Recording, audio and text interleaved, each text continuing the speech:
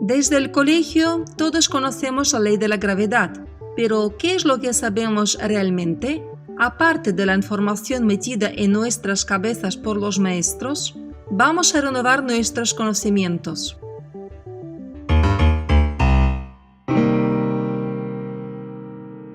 Todos conocen la historia sobre el famoso incidente de la manzana cayendo sobre la cabeza de Newton, pero el asunto está en que Newton no descubrió la ley de la gravedad, ya que esta ley simplemente no está en su libro Principios Matemáticos de la Filosofía Natural. En este trabajo no están ni la fórmula ni la formulación, lo que cualquiera puede comprobar por sí mismo. Más aún, la primera mención de la constante gravitacional aparece solo en el siglo XIX, por tanto, la fórmula no pudo surgir antes. A propósito, el coeficiente G, que disminuye el resultado del cálculo en 600.000 millones, no tiene ningún sentido físico y fue introducido para ocultar las contradicciones. De todas las constantes fundamentales conocidas, precisamente el valor G se conoce con una precisión de una parte entre 10.000, siendo una de las constantes con menor exactitud a pesar de su enorme importancia. Todos los intentos de determinar un valor más exacto de esta constante no obtuvieron ningún éxito, y todas las mediciones se quedaron en un rango de valores demasiado grandes. Este hecho de que la exactitud del valor numérico de la constante gravitacional hasta el día de hoy sigue sin superar una parte entre 10.000, el editor de la revista Nature calificó como una mancha de vergüenza sobre la física. A principios de los años 80, Frank Stacy, con sus colegas, midió esta constante en los pozos de petróleo y las minas profundas de Australia. El valor que obtuvo resultó ser tan solo 1% más elevado del valor formal aceptado actualmente.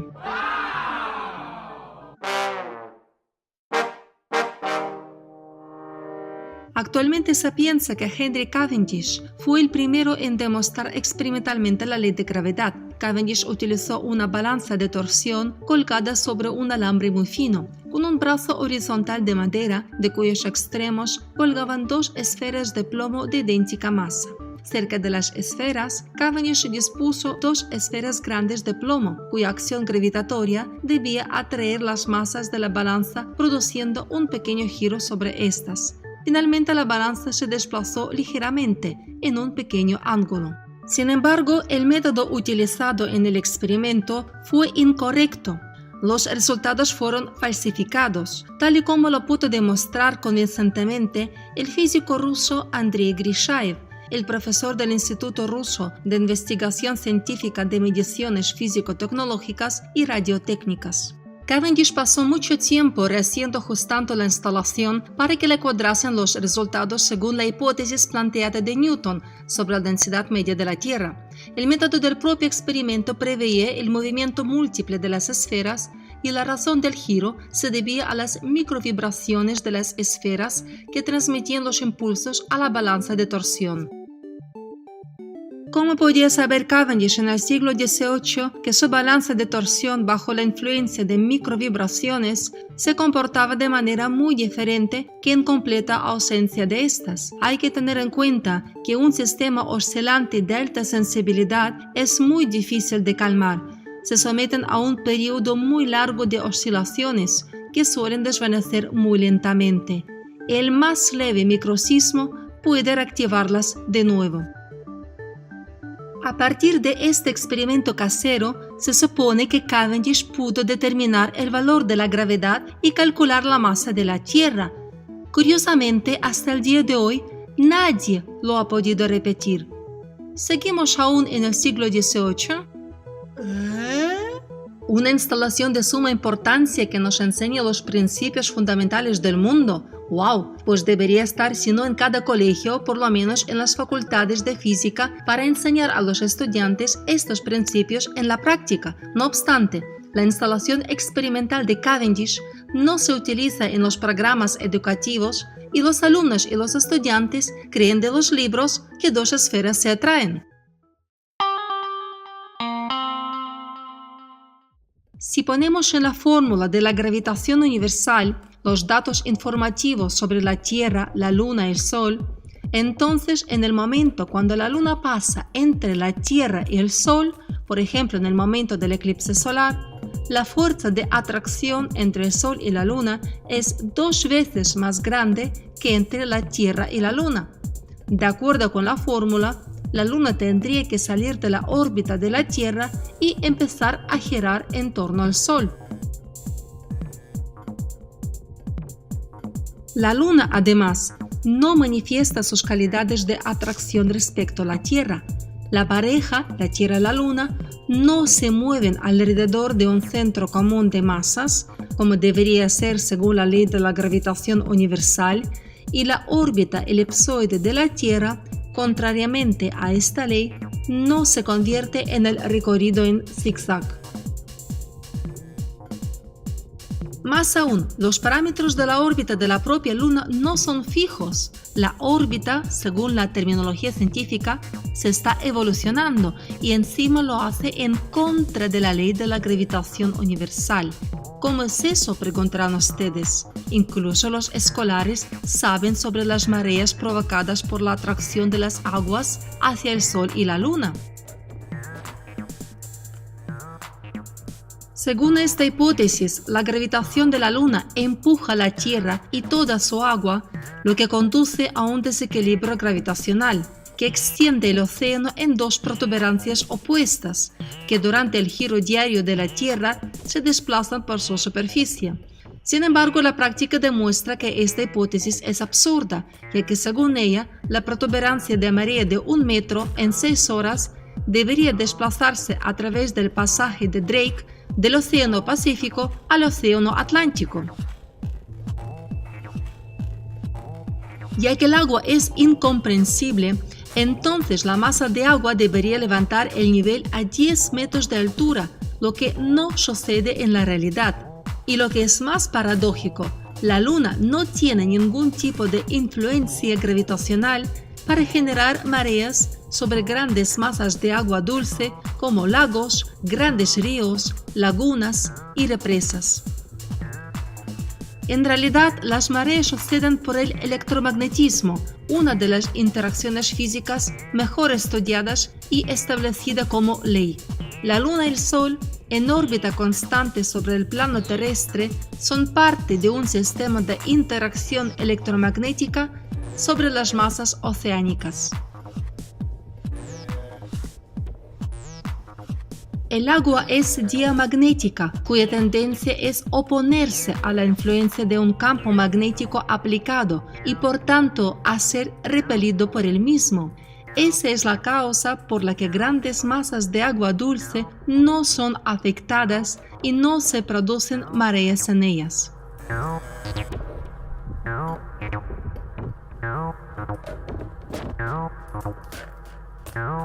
Sin embargo, es bien sabido que el agua salada es mucho mejor conductora de la electricidad, algo que se puede comprobarse fácilmente en su propia casa, siguiendo este ejemplo, y por lo tanto es afectada en mucho mayor grado por los campos electromagnéticos.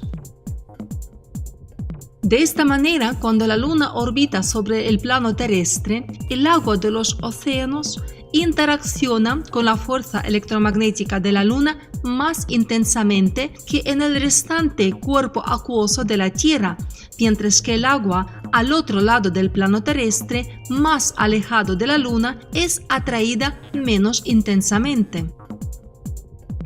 Pueden hacer en casa este otro experimento sencillo que demuestra que el campo magnético creado por unos imanes mantiene el aumento del nivel del agua. Aquí el agua está coloreada de color azul para conseguir el mejor contraste. Vemos que el agua sobrepasa el nivel de las pilas, pero el campo electromagnético empuja ligeramente el agua hacia afuera.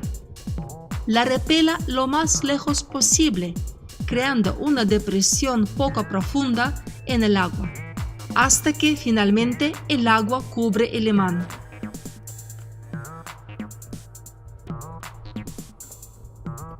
Cuando la posición del Sol durante su órbita sobre el plano terrestre se alinea con la de la Luna, ocurren mareas vivas, más altas y más fuertes. Esto generalmente ocurre durante las fases de luna nueva y luna llena. La órbita lunar sobre el plano terrestre es más baja que la del Sol, por la cual cuando sus trayectorias se ven cercanas, pueden causar mayor interacción.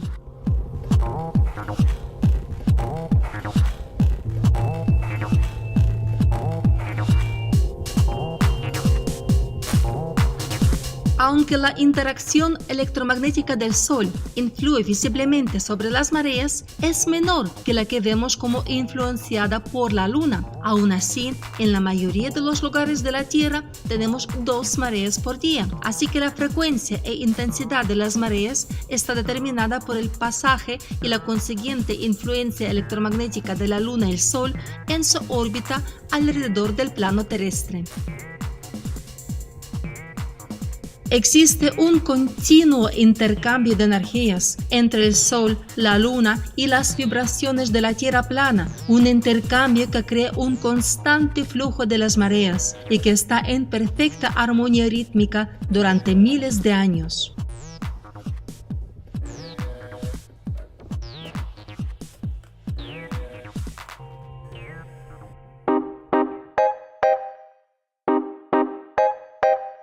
El principio de la medición de la gravitación es sencillo. Los gravímetros miden los componentes verticales y las desviaciones del peso muestran los componentes horizontales. El primer intento de comprobar la teoría de la gravitación de masas fue emprendido por los ingleses a mediados del siglo XVIII en la orilla del Océano Índico. Ahí donde por un lado está la cordillera rocosa más alta del Himalaya y por el otro el cuenco del océano lleno de agua mucho menos masiva en comparación con la cordillera. Pero ante la sorpresa de los investigadores, la inclinación esperada del instrumento hacia la cordillera rocosa de Himalaya no sucedió. Más aún, los dispositivos más sensibles, los gravímetros, no encuentran la diferencia en el peso del cuerpo de prueba en la misma altura, tanto sobre las montañas masivas como sobre los mares menos densos. Para salvar la teoría que ya llegó a echar raíces, los científicos inventaron para ella un respaldo. Aparentemente, la razón de esto es la isostasia. Debajo de los mares se encuentran las rocas más densas y debajo de las montañas más porosas. Con todo, su densidad es como exactamente hace falta que sea para ajustarla al valor deseado. Del mismo modo experimental se ha descubierto que los gravímetros en las minas profundas muestran que la fuerza de la gravedad no disminuye con la profundidad, sino continúa creciendo, dependiendo solo del cuadrado de la distancia del centro de la Tierra. Existen las anomalías naturales de la gravitación que tampoco encuentran ninguna explicación clara por parte de la ciencia oficial. Aquí están algunos ejemplos de los casos cuando la ley de la gravitación no funciona.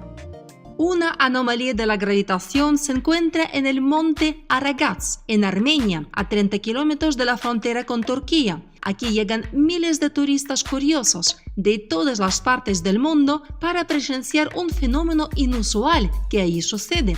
Todos ellos paran al pie de la montaña y observan con asombro cómo sus automóviles, con el motor apagado, con la llave en la mano y con el embrague en la posición neutral, cómo empiezan a moverse hacia arriba e incluso, en algunos tramos, aumentando la velocidad.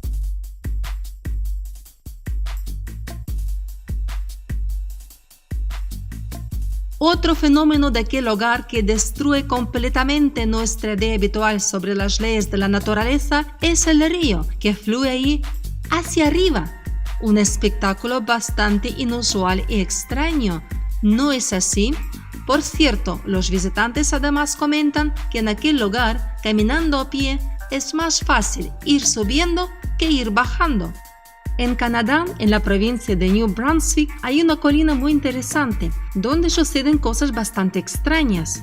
Miren aquí, en este lugar misterioso no funciona absolutamente la fuerza de gravitación. Todos los automóviles que pasan por ahí de repente empiezan a rodar hacia arriba.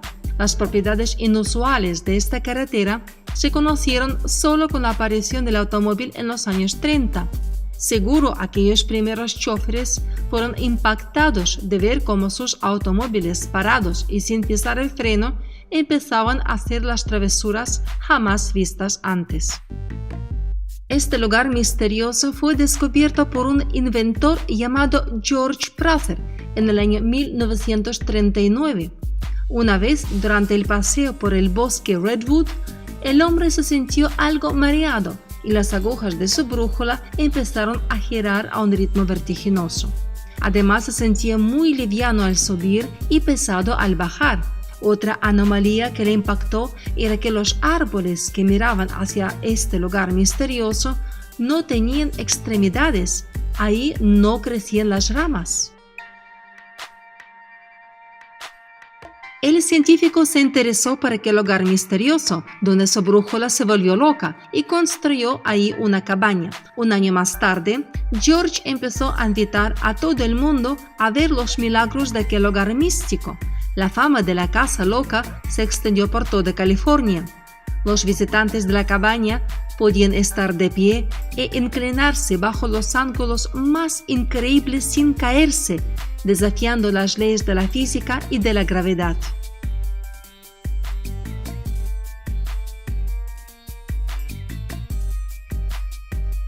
El agua en aquel lugar misterioso siempre fluye hacia arriba.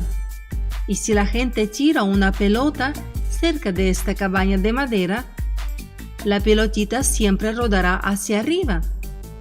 Los turistas podían comprobar con un simple nivel de burbuja el grado de las inclinaciones.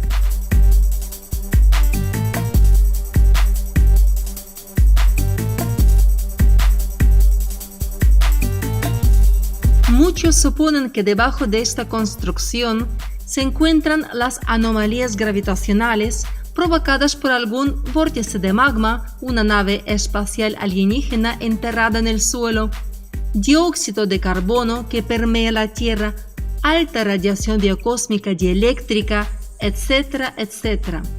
Bueno, ¿y qué dice la ciencia oficial? Pues lo atribuye todo a la ilusión óptica.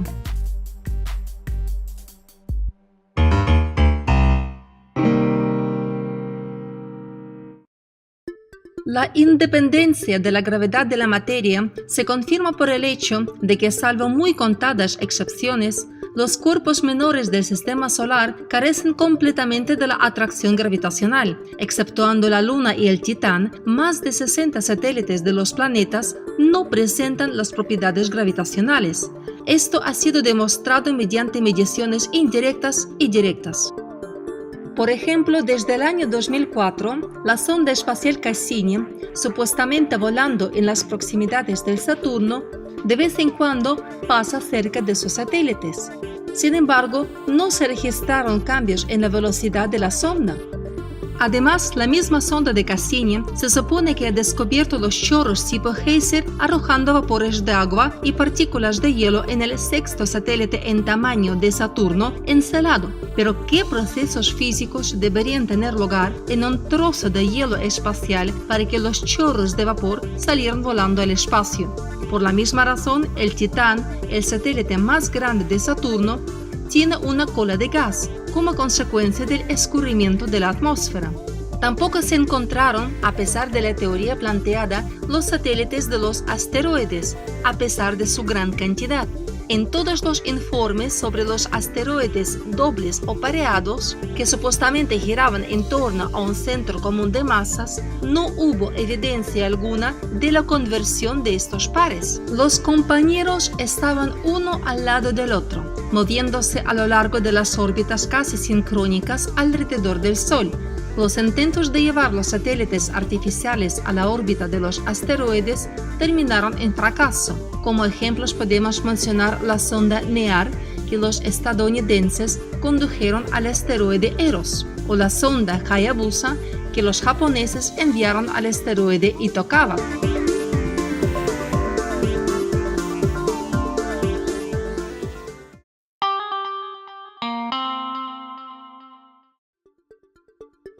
Existe una gran cantidad de las investigaciones alternativas con los resultados impresionantes en el campo de la gravitación que refutan totalmente los cálculos teóricos de la ciencia oficial. Pocas personas saben que Viktor Grebennikov, un entomólogo e investigador ruso especializado en el comportamiento de las abejas, descubrió una particular fuente de energía que emanaban las colmenas de las abejas. Grebennikov llamó esta energía efecto de la estructura cavernosa, descubriendo que algunos insectos contienen estructuras de élitro de quitina, es decir, la estructura dura que protege como caparazón a algunos escarabajos. Grebennikov empezó sus investigaciones sobre este efecto cuando notó, mientras trasladaba a mano varios nidos cavernosos de abejas, que emanaba de ellos calor penetrante, aun estando los nidos fríos.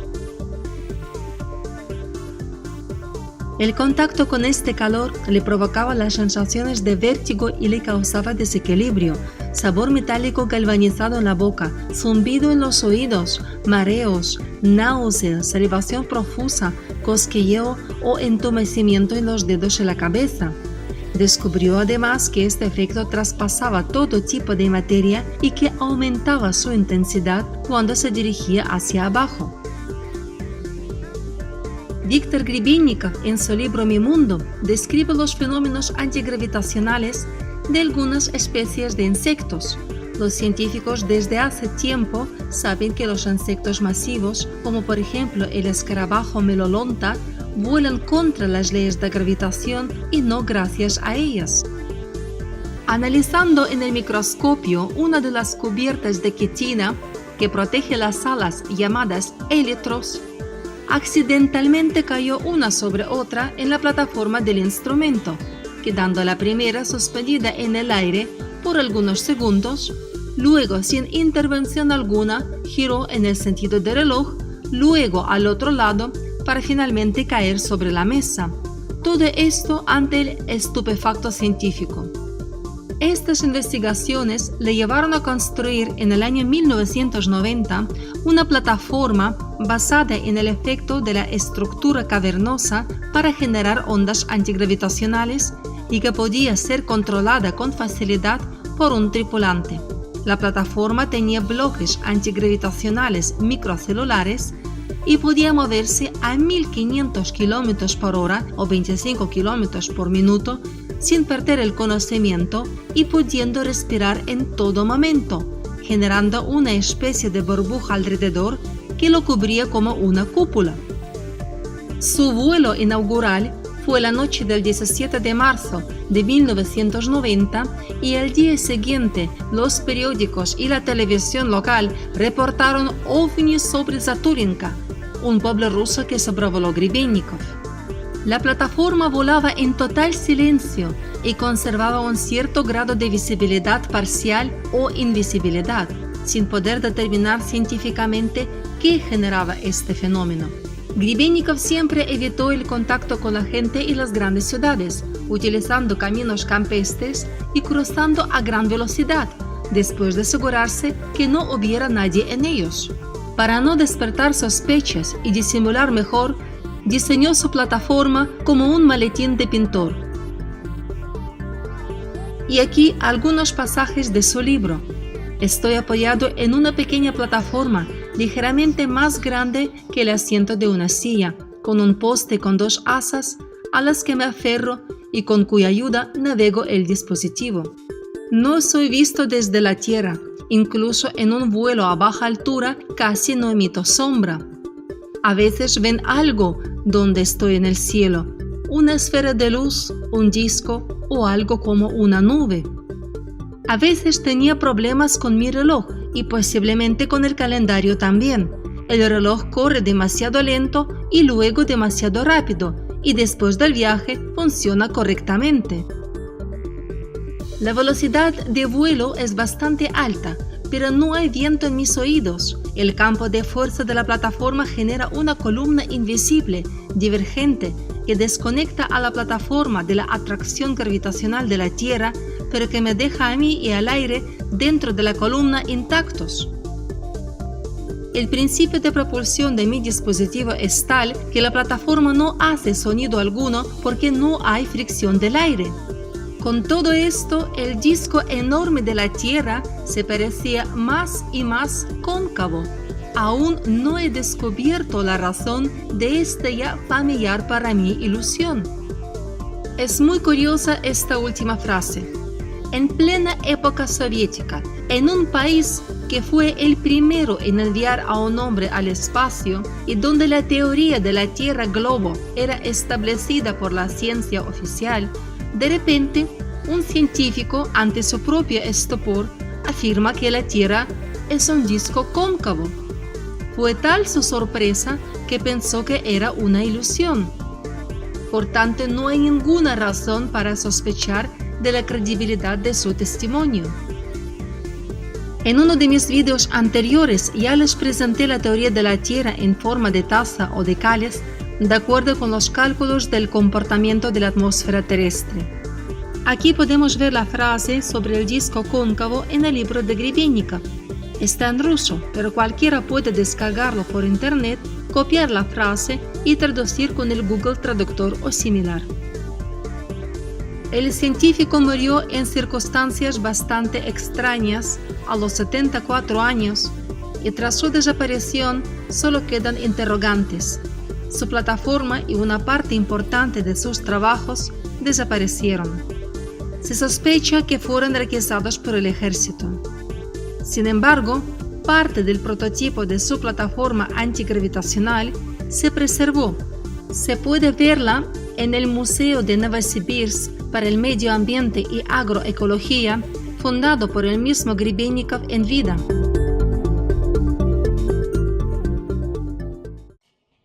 Otra aplicación práctica de la gravedad encontramos en la ciudad de Homestead, en Florida, donde se puede ver una estructura extraña de bloques monolíticos de coral llamada popularmente el Castillo de Coral. Fue construida por un nativo de Letonia, Edvard Leedskalnin, en la primera mitad del siglo XX. Este hombre, de cuerpo delgado, no tenía herramientas complejas o instrumentos técnicos, ni siquiera disponía de un automóvil. Tampoco hacía uso de electricidad en absoluto, debido a su ausencia. Y sin embargo, descendía a la orilla del océano, donde conseguía tallar enormes bloques de piedra de varias toneladas y de algún modo los traía a su terreno, colocándolos con una precisión absoluta. Después de la muerte de Ed, los científicos comenzaron a estudiar minuciosamente sus creaciones. Para hacer el experimento, se trajo una excavadora potente y se intentó mover de sitio uno de los bloques de 30 toneladas del Castillo de Coral. La excavadora rugía, resbalaba, pero no consiguió mover aquella piedra enorme. Dentro del castillo se encontró un dispositivo extraño que los científicos llamaron el generador de corriente continua. Fue una construcción masiva con muchas partes metálicas. En el exterior del dispositivo estaban incorporados 240 imanes de tira permanente, pero cómo realmente Edvard consiguió mover aquellos bloques de varias toneladas sigue siendo un misterio. Algunos investigadores analizan la naturaleza vibratoria de la antigravedad. Este efecto se representa visualmente en un reciente experimento, donde las gotas, debido a la levitación acústica, quedan suspendidas en el aire. Aquí podemos ver cómo con la ayuda de un sonido de cierta frecuencia es posible mantener gotas de líquido en el aire. Y este es el efecto que a primera vista se explica fácilmente por el principio del giroscopio. Sin embargo, incluso un experimento tan simple, en su mayor parte, contradice la ley de gravedad. Son famosas las investigaciones de John Searle, en cuyas manos los inusuales generadores revivían, giraban y producían energía. discos de un diámetro de medio metro a 10 metros se elevaban en el aire y hacían vuelos controlados desde Londres a Cornwall y viceversa. Los experimentos del profesor fueron repetidos en Rusia, Estados Unidos y Taiwán. En Rusia, por ejemplo, en 1999 se registró una solicitud de patente para un dispositivo de generación de energía mecánica. Vladimir Roshin y Sergei Godin reprodujeron el generador de Searle y realizaron una serie de estudios con él. El resultado fue una constatación. Se puede obtener 7 kilovatios de energía eléctrica sin ningún coste. El generador en un estado giratorio perdía peso hasta un 40%. El equipamiento del primer laboratorio de Searle fue llevado a un lugar desconocido mientras él mismo estaba en prisión. La instalación de Godin y Roshin simplemente desapareció. Todas las publicaciones al respecto, a excepción de la solicitud de patente para la invención, desaparecieron.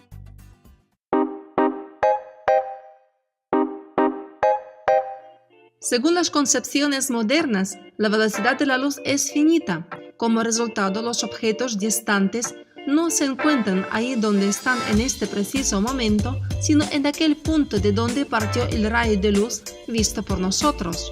Pero ¿a qué velocidad se propaga la gravitación? Analizando los datos acumulados hasta aquel momento, Laplace determinó que la gravedad se propaga más rápido que la luz, al menos en 7 órdenes de magnitud. Las mediciones modernas de la recepción de impulsos de los púlsares desplazaron la velocidad de la gravedad aún más lejos, al menos en 10 órdenes de magnitud más rápido que la velocidad de la luz. Por lo tanto, los estudios experimentales entran en conflicto con la teoría general de la relatividad, en la que aún se basa la ciencia moderna, a pesar de su total inconsistencia. De hecho, la ciencia ortodoxa ratificó su propia impotencia cuando introdujo en el ámbito científico la llamada materia oscura. Entonces se descubrió que las galaxias espirales rotaban como un todo, lo que contradice la ley de Kepler. En contra de la ley de la gravitación universal, las estrellas en la periferia giran demasiado rápido y tendrían que separarse y disiparse bajo la acción de las fuerzas centrífugas. Al mismo tiempo, todo tipo de búsquedas de partículas de materia oscura con la ayuda de los instrumentos más sensibles no condujo a nada, pero incluso a principios del siglo pasado los científicos sabían que el espacio que nos rodea no está vacío, está completamente lleno de una multitud de materias diferentes o materias primitivas en la terminología del concepto de materia heterogénea. En aquel momento estas materias primitivas se llamaban el éter y se obtuvo evidencias convincentes de su existencia. Por ejemplo, los famosos experimentos de Dayton-Miller, descritos en el artículo Teoría del Universo y Realidad Objetiva. Sin embargo, en algún momento el pensamiento científico mundial fue deliberadamente llevado al lado equivocado. Y es por eso, porque todavía, en pleno siglo XXI, no existe una explicación científica inteligible de la naturaleza de la gravitación.